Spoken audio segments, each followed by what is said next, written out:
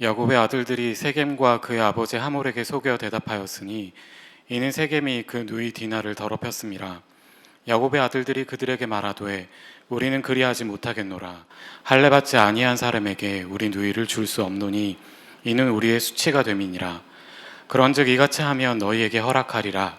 만일 너희 중 남자가 다 할례를 받고 우리같이 되면 우리 딸을 너희에게 주며 너희 딸을 우리가 데려오며 너희와 함께 거주하여 한 민족이 되려니와 너희가 만일 우리 말을 듣지 아니하고 할례를 받지 아니하면 우리는 곧 우리 딸을 데리고 가리라.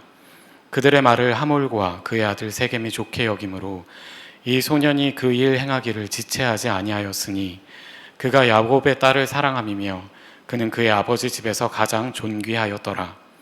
하몰과 그의 아들 세겜이 그들의 성읍 문에 이르러 그들의 성읍 사람들에게 말하여 이르되 이 사람들은 우리와 친목하고 이 땅은 넓어 그들을 용납할 만하니 그들이 여기서 거주하며 매매하게 하고 우리가 그들의 딸들을 아내로 데려오고 우리 딸들도 그들에게 주자. 그러나 우리 중에 모든 남자가 그들이 할례를 받음같이 할례를 받아야 그 사람들이 우리와 함께 거주하여 한 민족 되기를 허락할 것이라. 그러면 그들의 가축과 재산과 그들의 모든 짐승이 우리의 소유가 되지 않겠느냐. 다만 그들의 말대로 하자. 그러면 그들이 우리와 함께 거주하리라. 성문으로 출입하는 모든 자가 하몰과 그의 아들 세겜의 말을 듣고 성문으로 출입하는 그 모든 남자가 할례를 받으니라. 제3일에 아직 그들이 아파할 때에 야곱의 두 아들 디나의 오라버니 시므온과 레이가 각기 칼을 가지고 가서 몰래 그 성읍을 기습하여 그 모든 남자를 죽이고 칼로 하몰과 그의 아들 세겜을 죽이고 디나를 세겜의 집에서 데려오고 야곱의 여러 아들이 그 시체 있는 성읍으로 가서 노력하였으니 이는 그들이 그들의 누이를 더럽힌 까닭이라. 그들이 양과 소와 나귀와 그 성읍에 있는 것과 들에 있는 것과 그들의 모든 재물을 빼앗으며 그들의 자녀와 그들의 아내들을 사로잡고 집 속의 물건을 다 노력한지라. 야곱이 시므온과 레이에게 이르되 너희가 내게 화를 끼쳐 나로 하여금 이 땅의 주민 곧 가나안 족속과 브리스 족속에게 악취를 내게 하였도다. 나는 수가 적은즉 그들이 모여 나를 치고 나를 죽이리니 그러면 나와 내 집이 멸망하리라. 그들이 이르되 그가 우리 누이를 창녀같이 대우함이 옳으니이까. 주님, 우리 야곱이 길을 잃고 무너지고 그렇게 함으로써 가족도 또 사회적인 관계도 망가지는 것을 함께 상고하면서 우리의 여정 속에서 우리의 인생의 이야기 속에서 우리가 지금 있는 곳을 분별하며 어찌 살아가야 될지 어찌 방향을 잡아야 될지 붙잡을 수 있는 시간 되게 해 주옵소서. 예수님 이름으로 기도합니다. 아멘. 야곱이 참 형 에서와의 이 만남이 너무나 스트레스를 많이 받아갖고 아마 거짓말도 하고 하나님을 어떻게 등에 업고 해결하려고 버둥거리도 하고 그러다가 위기를 모면했는데 그 다음에 엄청난 이제 디프레션이 온 겁니다. 감당할 수 없는 자기 얼굴을 가리고 이제 숲곳에 이제 있게 됐습니다. 근데 그때가 오늘 보면 이제 디나가 이제 나이가 들어서 이렇게 강간을 당하는 걸 이렇게 보게 되는데 그러니까 실제로 숲곳에 있을 때는 나이가 그때 왔을 때 6살에서 8살 정도 된 것으로 이렇게 생각이 되는데 그 이후로 한 6, 7년 정도의 시간이 흘렀다고 봐야 되겠습니다. 그러니까 이분이 숲곳에서 6, 7년을 보낸 거예요. 그러니까 우리가 성경에는 그냥 한 절이거든요. 숲곳에 있었다 라고 생각을 하지만 이게 이제 이 34장이 이러한 재앙이 그냥 일어난 게 아니더라고요. 이 사람이 너무 오래 그렇게 있는 거예요. 사람이 어쩔 때 좀 우울하기도 하고 또 힘들기도 해서 어려운 시간을 보내는 경우는 뭐 늘 있는 거지만 이 사람은 막 완전히 무너져 갖고 몇 년을 거기서 칩거하면서 자기 인생을 뭉개고 있고 그로 인해서 자기 가족들과 그리고 주변 관계가 모두 망가지는 그 어처구니 없는 일이 이제 벌어집니다. 특별히 오늘 본문에서 우리 저자가 얘기하고 있는 이런 어떤 포인트가 뭐냐면 저렇게 구조가 되어 있거든요. 저렇게 구조가 되어 있는데 이 초점 X를 보면은 야곱 아들들의 속임수 13절서부터 17절이 야곱 아들들이 그 하몰과 세겜을 속이는 장면이 나오거든요. 저것이 이제 이 강조점인 거예요. 자, 이 아들들이 속이는 자가 된 거예요, 여러분. 예? 자기는 그러면 이제 저 때쯤 되면 어떻게 됩니까? 한 30년 전으로 가야죠. 30년 전에 자기의 아버지를 속이고 형을 속이고 그리고 장자권을 탈취하려고 이제 어머니와 같이 했었는데 그게 이제 어렵게 정리가 돼갖고 결국은 본인이 바담 아람에 와서 20년 동안 있다가 이제 가까스로 이제 돌아온 겁니다. 그리고 나서 수년을 직고하고 있어서 일이 터졌는데 이 터지는 장면에서 그동안 이제 수면 아래로 잠자 있었던 우리 자기 자녀들의 모습이 이제 이렇게 드러나는데 그들이 속이는 자가 된 거예요.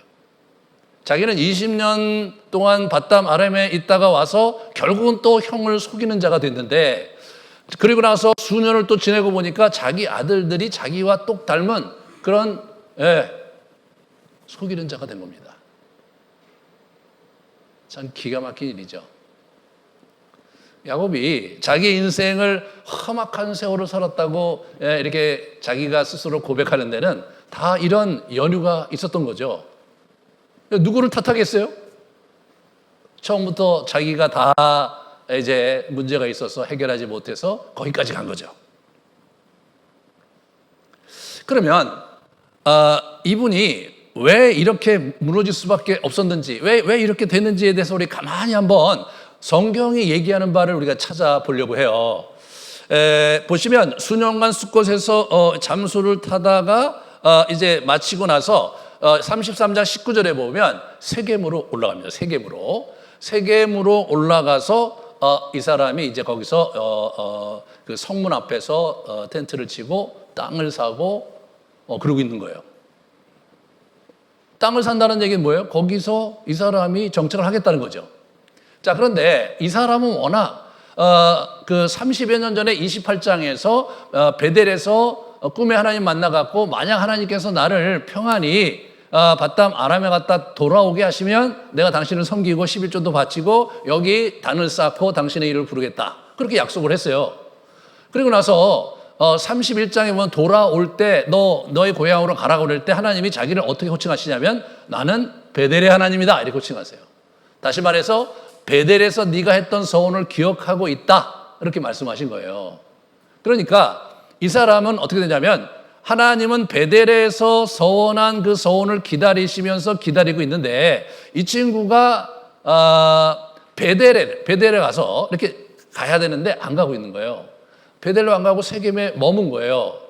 그러자 이 사건 이후에 사실 굉장히 어려운 이제 이게 폭력 사건이 벌어졌기 때문에 주변에 그 동맹 맺은 부족들이 이제 이렇게 험악한 그런 지경에 이르렀을 때 그럴 때 하나님께서 나타나셔서 베델에 올라가서 거기 거주하며 내가 내 형 에서의 낯을 피하여 도망하던 때에 내가 나타났던 하나님께 거기서 제단을 쌓아라 이렇게 얘기를 한 거예요.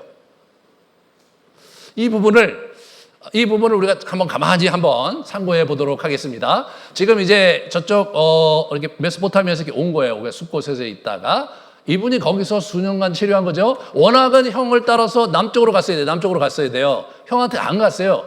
그렇다고 해서 딴 데로 간 건 아니에요. 왜냐하면 혹시 형이 자기는 이제 몸이 아파서 형 나중에 갈게라고 이제 차일피일 미루고 있는데 그런데 슬쩍 미루다가 형 갑자기 저쪽으로 옮기면 형이 진노할 수 있잖아요. 쫓아올 수 있잖아요. 아마 그게 되게 두려웠을 거예요. 그러니까 수년을 이제 지낸 거죠.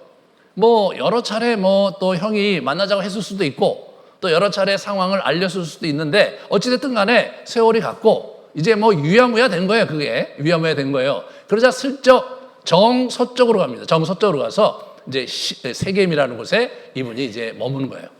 그래서 여기 보면 세겜은 이렇게 이제 우리나라 어떻게 되냐면 이게 비슷한데 우리 백두대간처럼 이렇게 돼 있거든요. 이게 돼 있는 거예요. 백두대간처럼 저쪽에 이제 그 사해 쪽으로 이쪽으로 쭉 이제 일렬로 산맥이 있는 거예요. 산맥이 있는 건데 우리 그 세겜은 고기 마치 대관령처럼 그 고개가 있는 거예요. 그래서 이분이 이제 세겜으로 가는데 실제로 베델은 거기서 밑으로 또 내려가야 돼요. 근데 저게 실제로 산이기 때문에 올라가야 돼. 세겜으로부터 올라가야 돼요. 그럼 올라가야 되거든요. 얼마 멀지도 않아요. 근데 저분이 저걸 안 가는 거예요. 저기 세겜에 머문 거예요. 그리고 거기서 땅을 산 거예요. 거기서 또 제단을 쌓은 거예요. 아, 이분이 왜 거기서 그랬을까? 뭔 이유가 있었을까? 뭐 아무데도 안 나와요. 그래서 혹시 지형적으로 뭔가 단서가 있지 않을까라고 제가 찾아본 거예요. 그래서 보니까 여기가 베델이에요. 사진을 보니까 베델이야. 그게 뭐 저렇게 돼 있는 거예요. 그냥 산지에 저렇게 덩그러니 이제 베델이 지역이 있는 건데 거기에 이제 이렇게 저 터가 있는데 저 터가 이제 이게 공중에서 찍은 거죠. 저게 뭐냐면 옛날에 그 금송아지를 만들어요. 그 여로보암이 이제 정권을 장악하고 북이스라엘에다가 금송아지 2개를 만드는데 하나는 단과 부엘세바 거기 만든 거예요. 죄송합니다. 단과 여기 베델에 싼 거예요. 그 베델에 그 금송아지 샀던 곡이 있는 거예요. 하지만 뭐 이렇다 할 게 없어요. 이렇다 할 유적이 없어요. 다시 말해서 저긴 조그만 마을이 있었던 것 같아요. 그런데 이 세겜은 이게 이제 그래서 거기서 돌만 잔뜩 있는 언덕이 있는 거예요. 자, 세겜은 멀리서 요새 사진 찍으니까 저렇게 되는 거예요. 저쪽에서 한쪽에 그리심산, 한쪽에 에발산. 저기서 왜 우리 여호수아서 8장에 그리심산과 에발산에 가서 여호와의 그 언약을 읊으면서 저주문과 축복문을 읊으면서 거기서 언약을 체결하거든요. 언약 체결하는데 바로 그런 거예요. 저 가운데 그리심산과 에발산 그 가운데 거기 세겜이거든요. 실제로 거기 이제 발굴을 해보니까 저게 발견된 거예요. 저게 이제 발굴이 됐는데 저런 성터가 발견이 된 거죠. 여기 성문이 나오잖아요. 성문이. 베델도 CD로 돼 있지만 성문이 안 나와요. 여기 성문이 나오니까 이건 제대로 된 CD예요. 그래갖고 어떤 학자가 그걸 이제 기초로 해서 한번 상상도를 저기 그린 거예요.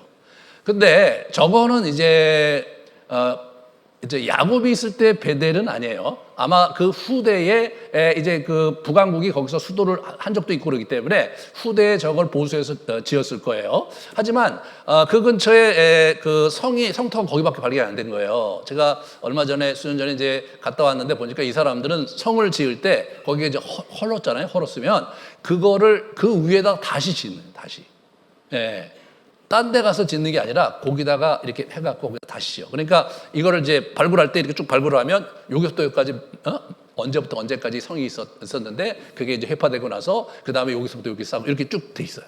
그러니까 저 터에 성이 있었던 건 맞아요. 근데 저렇게까지 대단하지는 않았을 거예요. 하지만 베델에 비해서는 이게 CD가 돼 있는 거예요. CD가. 그러니까 이렇게 돼 있는 거예요. 어떤 분이 이제 상상도를 그린 거죠. 여기 그리심산, 에발산 있잖아요. 가운데 저렇게 성이 있었던 거예요.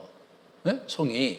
그러면서 어떻게 되냐면 이쪽으로 이렇게 동과 서로 무역로가 있어요. 무역로가. 그리고 저 북쪽으로 올라가잖아요. 죄송합니다. 북쪽이 아니네. 저쪽에 이제 그렇고 이쪽 노스 북쪽으로 가면 뭐가 나오냐면 거기 이스라엘 골짜기라고 커다란 초원이 나와요. 그 여기가 목축업하기가 좋고 그 다음에 무역하기도 좋고 그래서 오늘 우리 누굽니까 우리 하몰이 얘기하기를 우리와 함께 통혼하고 우리 같이 서로 결혼시키고 그리고 우리 함께 살면서 또 우리 장사도 같이 하고 그런 얘기를 제안을 하거든요. 그럴 만한 곳이 여기가요. 그러니까 제가 이렇게 생각을 해볼 때 이 꾀돌이 이 야곱이 베델로 가기는 가야 되겠는데 베델로 가봐야 재밌는 게 없어. 거기 그냥 언덕만 있고 언덕이 하나 있고 거기 가서 뭐 할 수 있는 게 별로 없어요. 그러니까 여기 평소에 자기가 여기 오랫동안 목축업을 했기 때문에 세겜이 갖고 있는 그 목축업자로서의 요충지라는 걸 이분이 잘 알아서 저기에 정착하려고 성문 앞에 이렇게 있는 거예요. 성문 앞에 딱 이렇게 텐트를 치고 있다가 뭘 하냐면 토지를 사요. 여러분 저 때는요 토지를 구입할 때 그냥 돈 주고 살 수 있는 게 아니에요. 예? 그 부족이 팔겠다는 의사를 표명할 때 비로소 살 수 있어요. 아니면 뭐 전쟁을 해서 이겨서 쟁취하든가 아니면 부족의 동의를 얻어야 돼요. 이제 부족의 동의를 얻었어요. 그래서 그걸 산 거예요. 이건 굉장히 노력을 많이 한 거예요. 여러분 이방인에게 자기 부족의 땅을 판다는 거는 그 사람이 우리와 함께 동거할 만하고 우리에게 적대 세력이 되지 않고 우리가 서로 상승을 꾀할 수 있는 그런 사람들이 아니면 절대로 거기다 땅을 주질 않죠. 그렇지 않겠습니까?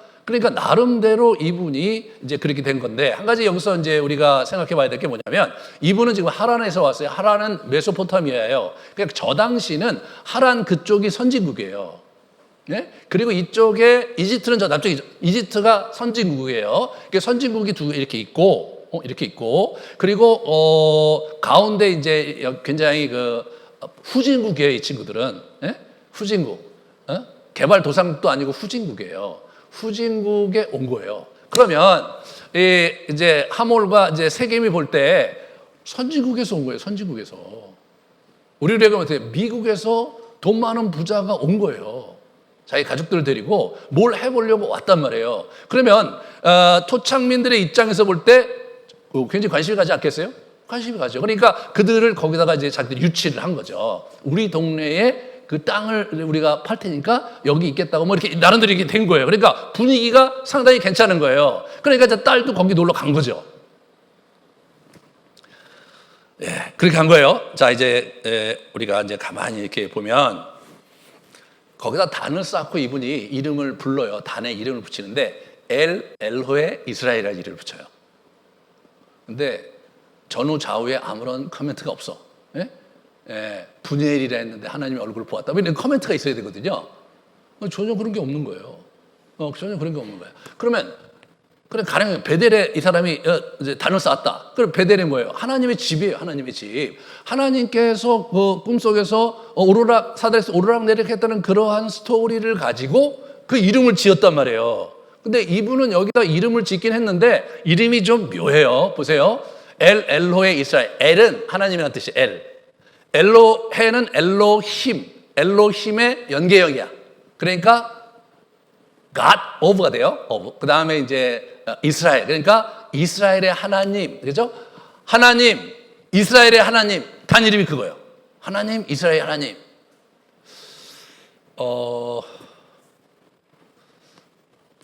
이분이 지금 일단은 베델로 가서 하나님께 제사를 드리고, 그리고 하나님께 잘 돌아왔고 정말 감사하다고 또 이렇게 11조도 드리고, 그러면서 하나님 어디로 가는 게 좋을까요? 라고 묻는 게 아니에요. 베델을 안 가. 베델을 안 가. 왜 그랬을까요? 왜 그랬을까? 이런 생각을 해보셔야 돼요. 이게 왜 그랬을까? 왜 안 갔을까? 첫 번째, 경제적으로 볼 때 거기 가는 것보다 여기가 더 낫죠. 세겜보다. 그럼 그래서 안 간가? 그러면 갔다가 올 수도 있는 거 아니에요? 그렇지 않습니까? 뭐 거리도 멀지 않은데 가갖고 이제 약속을 지켜서 가서 제사를 드리고 예배를 드리고 그럼 다시 돌아와서 정착하면 되잖아요. 안 가. 그리고 좀 더 내려오면 브엘세바 헤브론에 누가 있었냐면 아버지가 있었어요. 거기도 안 가. 거기도 안 가. 이 사람 이게 좀 약간 좀 정서적으로 뭔가 있는 거예요. 안 가는 거예요. 안 가는 거예요. 자기가 가야 되는데 안 가는 거예요. 근데 이분이 하나님이 도와주셨잖아요. 하나님은 아는 거야. 그죠? 하나님을 섬기는데 어떻게 되냐면 눈 가리고 아웅하는 거예요. 단을 쌓기로 했으니까 단을 쌓아. 근데 할 얘기는 별로 없어. 자기 이름 이스라엘로 지어주신 하나님이다. 이렇게 딱 이정표를 세워놓고 그러니까 어떻게 됩니까? 형식상 하나님을 섬긴 거예요. 형식상은 어떻게 돼요? 제사를 드린 거예요. 그리고 온 거예요. 내용상은 어때요? 내용적으로는 지금 순종을 안 하고 있는 거예요, 이 사람이. 겉으로는 순종하는 거 보이는데 내용적으로는 아닌 거예요. 우리가 이제 교회도 다니고 신앙생활 하는데 그죠? 이제 형식적으로는 하나님을 섬기고 물론 형식적으로는 뭘 하고 있는데 우리 마음 깊은 곳에서 진정성 있게 하나님을 대하지 못할 경우가 있잖아요. 이 사람이 지금 그런 상태인 거예요. 근데 그게 너무 오래 돼버린 거예요. 그래서 이제 문제가 발생하는 겁니다. 뭐가 발생하느냐? 이 디나, 이제 딸 하나인데 디나가 놀러 간 거예요. 자기 친구라고 놀러 간 거예요. 그래갖고 갔는데 일을 크게 당했죠. 그래서 거기 그 우두머리 그 주장이 이제 디나에게 눈독을 들이고 있다가 이제 그걸 쟁취했는데 아주 재밌는 건 뭐냐면 2절에 보면 그를 사랑해. 네? 디나를 너무 사랑해서 막 deeply love, 깊게 사랑해. 그래서 막 아버지 나 이 여자와 결혼하고 싶어. 이렇게 나오는 거예요. 좀 아까 말씀드렸지만 저 디나는요 선진국에서 온 여자예요. 그러니까 세련된 여자예요. 세련된 여자. 자기 동네에 아주 그 낙후된 동네에서 이렇게 자라고 있는 여자들하고 이게 여러분 이 문화에 가장 민감한 그러한 분들이 여자분이시잖아요. 어찌됐든 간에 이게 어떻게 된 거냐면 자기 동네 여자하고 달라요. 예? 아주 잘 사는 지역에 있는 잘 자란 아주 세련된 여자애가 마을에 나타난 거죠. 그래서 이제 자기가 이제 취했는데 너무너무 사랑스러운 거예요. 그게 이제 이 일이 벌어지는 그런 상황의 배경입니다. 그래 그 당시에는 그랬는데도 아버지가 반응을 잘 안 해. 이 사람이 가만히 있어. 아들들은 막 화를 내는데.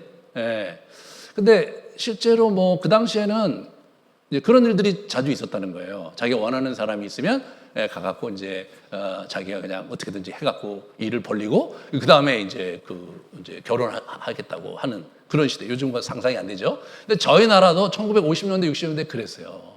그 당시 전쟁 끝나고 나서 상위군인들 몸 얕은 사람들이 쉽게 결혼할 수 없으니까 그냥 마을에 있어서 자기 마음에 드는 여자들 데려다가 폭행을 하고 그리고 그냥 같이 살고 그랬어요. 근데 그때는 좀 사람들이 착해갖고 여자들이 또 그런가 보다 하고 네팔장가 보다 하고 같이 사는 거예요. 요즘 같으면 말이 안 되죠.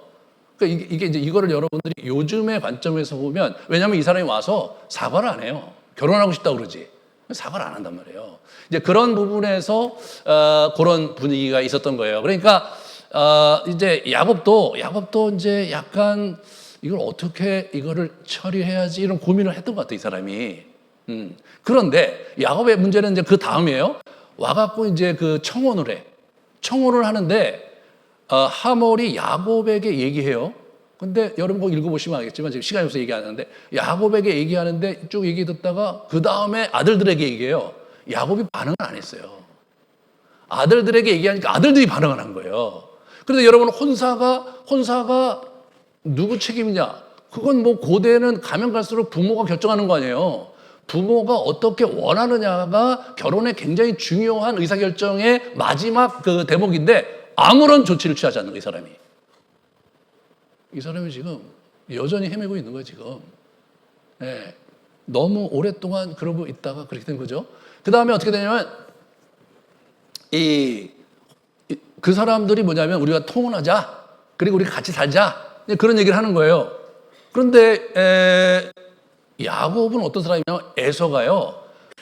그 가나안 여자하고 결혼했기 때문에 부모님들이 되게 힘들어했고 그것으로 인해서 갈등이 벌어졌고 그렇게 해서 어머니가 자기 편을 들어서 자기가 바담 아람에 간 거예요. 갈 때도 너 여기 해쪽 수가 결혼하지 말고 바담 아람에 가서 라반의 외삼촌 라반의 딸들 중에 결혼해라. 그렇게 해서 여기까지 온 거거든요. 그러니까 다른 건 몰라도 이 결혼은 심각한 문제예요, 이 집안에.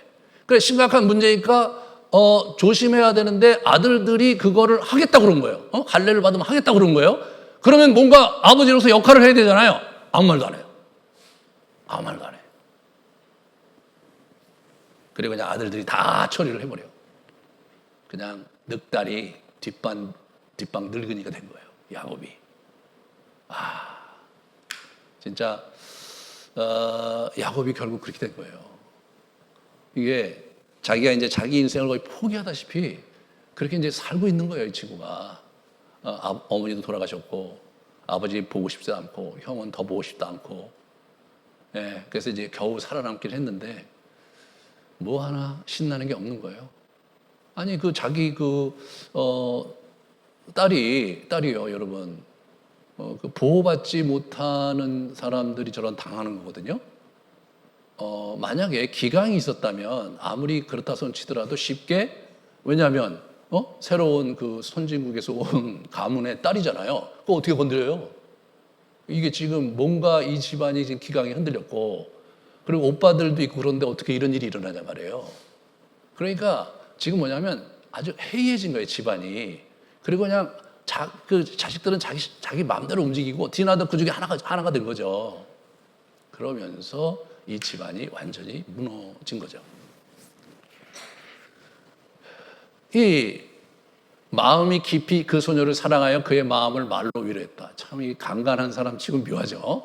이 소녀를 내 아내로 얻게 해주세요. 아버지가 대기하고 그래서 아버지가 와서 내 아들 세겜이 마음으로 너희 딸을 연연해 한다. 참 말이 안 되는 거예요. 아니 그러면 진짜 와갖고 정식으로 청혼을 했어야지. 그렇잖아요. 저렇게 아주 넉살스럽게 얘기를 하는 거예요. 이 사람들 뭐 거기 기득권 세력이니까. 예, 그러나 당시에는 저런 일들이 일어나곤 했던 것이 그 당시 문화인 거예요. 그러니까 여기서 이 세겜은 나름대로 전략적 의도를 좀 내비치고 있어요. 통혼해서 우리가 거래로 한 족속을 한자. 그리고 이제 이 사람들이 이제 문화적으로 앞서 있으니까 야곱 땅을 줬을 뿐만 아니라 이제 통혼을 해서 완전히 one people, 한 가족처럼 이렇게 지내자 이렇게 생각을 한 거예요. 그런데 이 집안은 그런 집안이 아니거든요.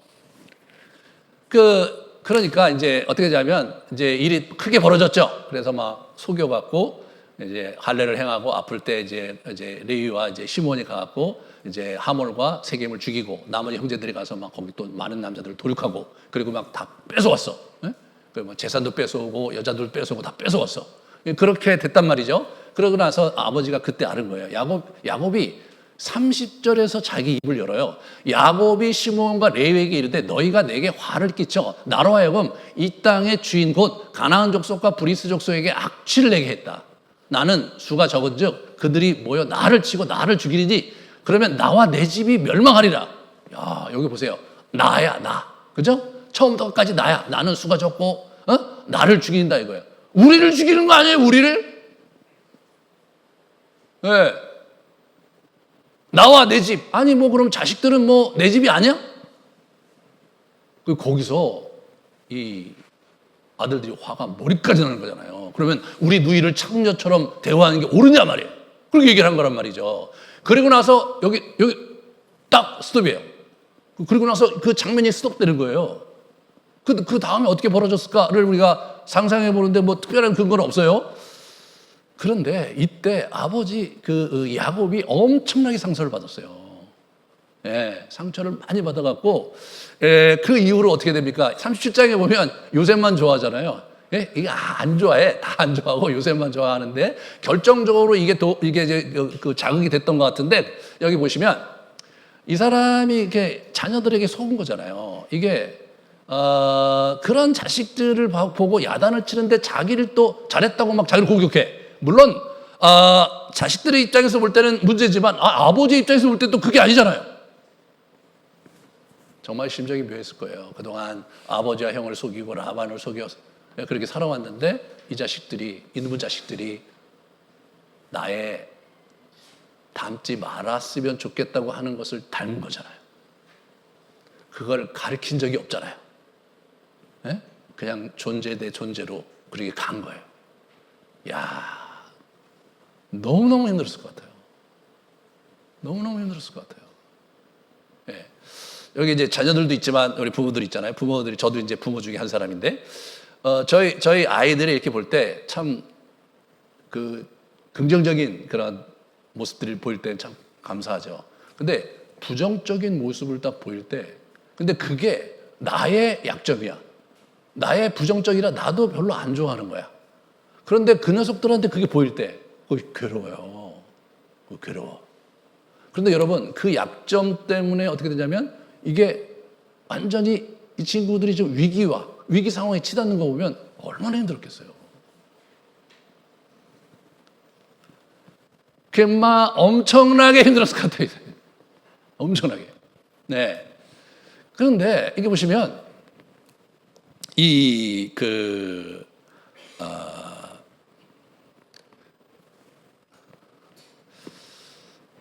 디나는 어떻게 되냐? 디나.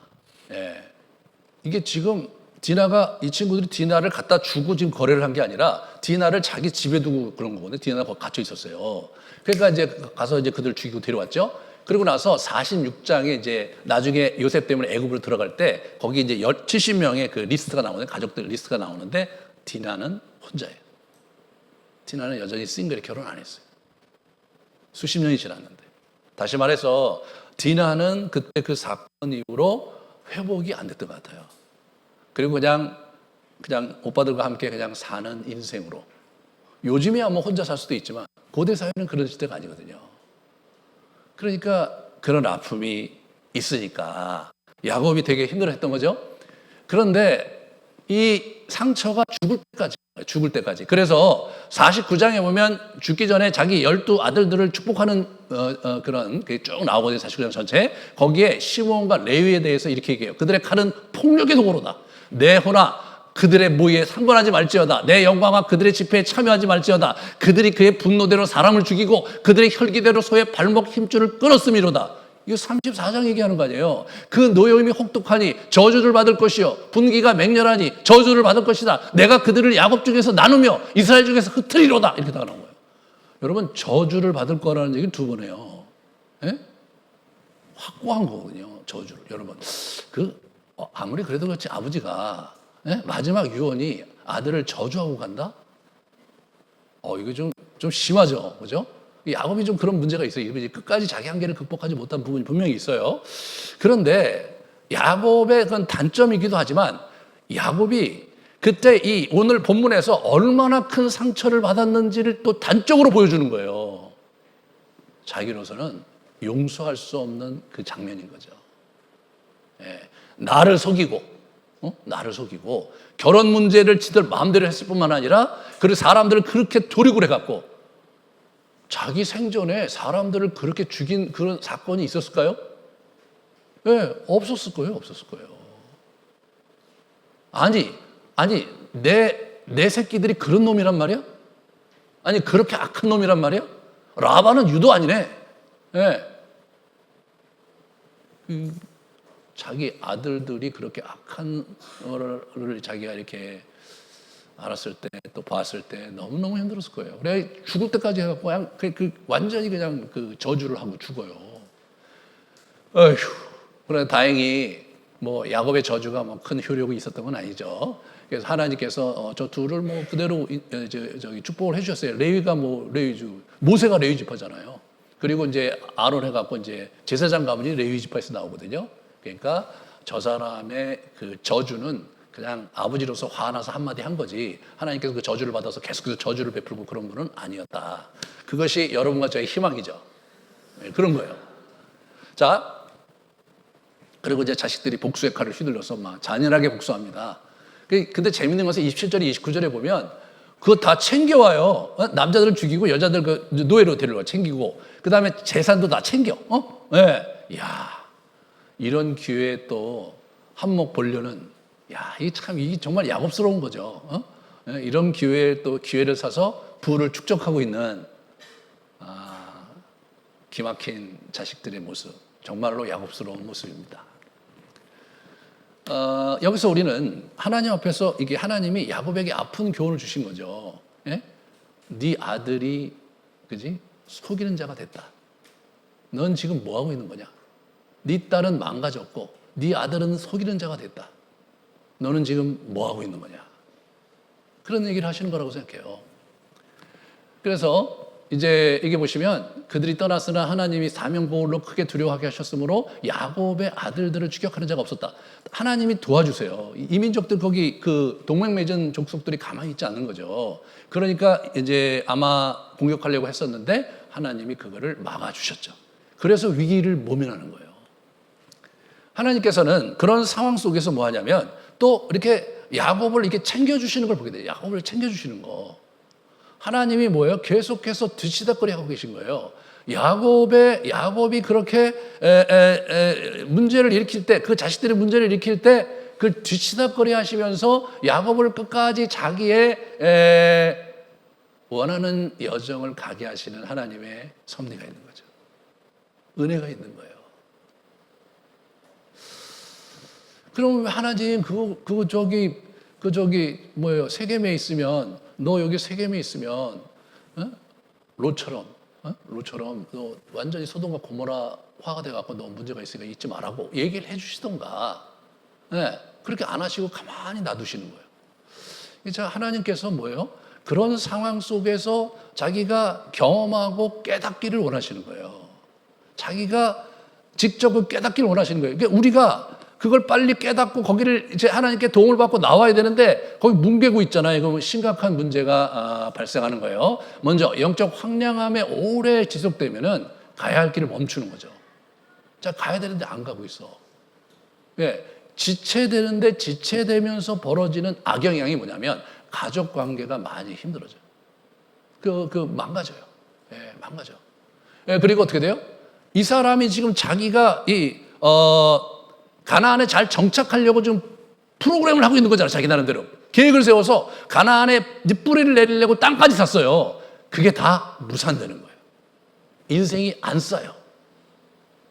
인생이 안 쌓이는 거예요. 자기가 가야 될 길을 가야 인생이 쌓이는 거예요. 근데 자기가 가야 될 길을 못 가면 어떻게 돼요? 우리는 하나님의 백성이니까 악한 영들이 우리를 계속 괴롭히고 세상이 녹록합니까? 세상이 우리를 굉장히 괴롭힐 때 우리가 그대로 당할 수밖에 없는 거예요. 우리가 오직 의지할 것은 하나님의 오묘하고 집요한 섭리가 우리의 전 재산이에요. 그런 상황 속에서 하나님을 붙들고 우리가 신앙생활하면서 그분께 도움을 청하는 거, 그게 하나님께서 우리가 하나님께 나아가고 이 상황을 극복할 수 있는 유일한 이제 방향인 거죠. 문제는 우리 자신이 그러고 싶지 않은 거예요. 네? 그러고 싶지 않은 거예요. 그러니까 이 야곱은 가슴형이잖아요. 가슴형이 뭐예요? 자기가 느끼는 감정이 팩트, 사실이라고 생각하는 경향이 있어요. 자기의 감정일 뿐이지 팩트는 아니거든요. 팩트는 하나님의 장중에서 하나님의 뜻 가운데 가는 자란 말이에요. 팩트는 베델에 가서 하나님을 만나고 그 다음 여정을 가야 되는 사람이에요. 하나님의 사랑받는 자인 거예요, 이 사람이. 20년 동안 라반으로부터 하나님의 은혜로 구출해서 부하게 만드셨던 축복의 사람이에요, 자기가. 근데 이 사람은 자기가 이제 형하고도 그렇게 되고 자기가 어머니도 안 되고 이제 자기 인생이 너무나 슬픈 거야. 그래서 자기 연민에 빠진 거야. 그래서 자기 수렁에 쑥 들어가서 그게 쑥 들어갔다 나와야 되는데 그냥 그걸 계속 괴기는 거예요. 이게 이제 가슴형들 또는 이게 감정이 굉장히 중요하신 분들이 갖고 있는 어려움이에요. 자기가 느끼는 게 이게 어쩔 수 없다 생각해. 이게 나니까 어쩔 수 없다고 생각하는 거예요. 그래서 인생을 계속해서 늦추는 거야. 장애는 뭐예요? 자기의 뜻이에요. 자기가 이렇게 하고 싶으니까 이렇게 하면 되는 거예요. 안 되면 할 수 없고 이렇게 생각하는 거예요. 왜 안 되면 할 수가 없어요? 왜? 예? 그러니까 자기 뜻대로 살다가 안 되면 할 수 없는 거야? 버리는 거야? 내 인생이 내 거야? 아니잖아요. 가능한 한 잘 살아야죠. 가능한 한 성공적으로 자기 인생을 완성을 해야죠. 왜 가다가 안 되면 치워버리냐 말이에요. 이 사울이 자기가 하나님이 자기 안 도와주잖아요. 하나님과 맞짱을 떠. 끝까지 가서 그냥 가문이 몰락하잖아요. 가문이 몰락해. 다윗도 죄를 범했어요. 다윗 문제가 많아. 다윗은 문제가 많았을 때 어떻게 이제 선지자가 지적하니까 납작 엎드려서 잘못했다고 회개하잖아요. 사울은 사무엘이 와서 얘기해도 회개를 안 해.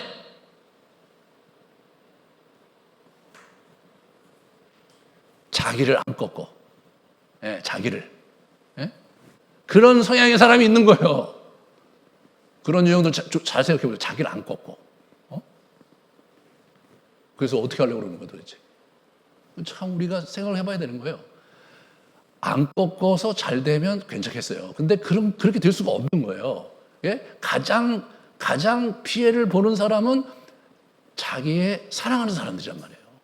내가 나 자신을 내려놓고 객관적으로 나를 보고 전체의 분별력 있게 내가 내 인생을 살아가야지 내 사랑하는 사람들이 유익을 누리고 그들이 온전히 성장할 수 있는 거예요. 근데 내가 눈이 멀고 내가 잘 분별하지 못하면 그 기간이 관계에 상당한 어려움을 초래하는 거예요. 한번 잘 돌아보세요. 저도 이거 준비하면서 과거에 제가 있었던 장면에서 그런 장면들이 몇 장면이 생각이 나더라고요. 그때 정신이 없어서 내 뜻대로 한번 해보겠다. 그래 화가 나갖고 하나님께 이렇게 반항을 해서 확 뛰쳐나간 적도 있었거든요. 겉으로는 안 뛰쳐나갔어요. 예? 저 이 야곱의 심정을 잘 알아. 겉으로는 하나님 앞에 있어요. 겉으로는 제가 잘했어요. 제가. 그 사역도 잘하고. 예? 하나님에서 봉사도 열심히 잘하고 했는데 속으로는 안 가는 거예요. 이런 거 기도 안 하기 뭐 이런 거 하는 거예요. 그러니까 그런 면에서 그런 세월을 보냈던 것이 막 기억이 나는 거예요. 머리형은 뭐냐? 자기 생각이 질린 것 같아. 예? 막 생각을 할 때 이분들이 막 미래에 대한 까지 막 염려를 막 해. 막 하면서 사실 미래가 지금 오지도 않았는데 그 미래를 지금부터 걱정해. 아니, 왔을 때 걱정해도 되잖아요. 성경에 내일 일은 내일에게 맡기라 이거예요. 그때 가서 하라 이거예요. 너는 오늘을 살아라 이거예요. 오늘, here and now. 지금 하나님께서 나와 함께 하시고 살고 있는 이 시간을 내가 누리고 감사하고 살라 이거예요. 미래는 주님께 맡겨야 돼. 미래의 주인이 그분이시니까. 시간의 주인이 그분이시니까. 아, 근데 이게 안 돼. 장영은 너무 생각을 안 하고 살아서 문제예요. 생각을 안 해서. 근데 이분은 너무 생각을 많이 해. 남들이 생각하지 않은 것까지 다 생각해. 그 다음에 미래에 있을 여러 가지 일들을 또 하나하나 다 또 체킹을 해. 그 다음에 또 그것이 일하면 이건 어떻게 가야 되고 저건 어떻게 해야 되고 계속 세물해. 예. 그래, 시간도 시간이지만 에너지는 에너지대로 들고 결론이 잘 안 나오면 어떻게 돼요? 그럼 패닉이 오는 거죠. 패닉이 오는 거예요. 어떻게 해야 될지 모르겠는 거예요. 어떻게 해. 예? 불안이 미친 거예요. 불안이. 현대인들이 너나 할 거 없이 이런 어려움들이 있잖아요. 여러분 그런 걸 갖고 있잖아요. 우리 야곱이 그런 거예요. 야곱이 지금 아니 어떻게 거기 빠져서 수년간 그러고 있나 이렇게 여러분 생각할 수 있을지 모르겠는데 제가 보니까 제가 그랬더라고요. 정신이 나보니까 그때 왜 그렇게 생각했지? 왜 그런 바보 같은 생각을 했지? 네. 그래서 이제 시작이 오면 예수님께 깨어서 기도해라. 항상 기도해라. 그래서 그렇게 하는 거예요. 왜? 이 세상 공중의 권세 잡은 자의 세상이고 의롭고 옳게 살기 힘든 세상이잖아요. 그리고 우리가 하나님의 사람으로서 살아가는 일에 있어서 결코 쉽지가 않은 거죠. 만만하지가 않은 거예요. 네, 우리가 스스로 봐요. 스스로 내가 분별력 있게 지혜롭게 내가 행동을 해야지 내 인생이 하나하나 쌓여가는데 이건 뭐 그런 건 안 하면서 하나님께서 도와달라고 얘기하는 거 이런 거를 뭐냐면 샤머니즘이라고 그러는 거예요. 나는 아무것도 안 하고 나는 변하지도 않고 나는 의롭게 또는 진리에 있지도 않으면서 하나님께서 나를 도와주실 거라고 생각하고 막 기도했는데 안 들어주셔. 그 하나님과 원망해. 와, 하나님의 입장에서 뭐예요? 안타깝죠. 그냥 놔두시죠. 놔두면 어떻게 돼요? 놔두면 무너져요. 굳이 그분이 회초리를 들 필요도 없어요.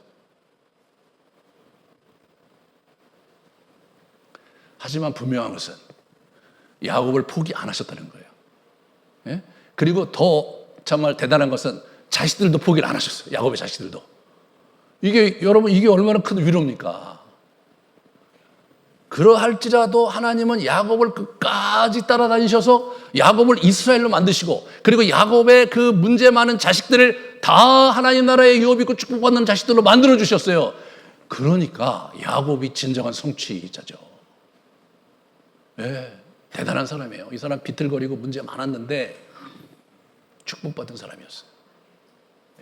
그 축복받은 사람이었어요. 사랑하는 여러분, 포기하지 마십시오.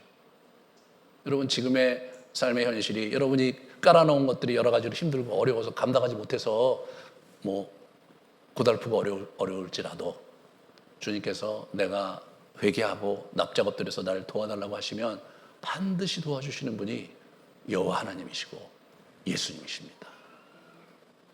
우리 함께 같이 기도하면서 주님께 나아가는 시간 갖도록 하겠습니다.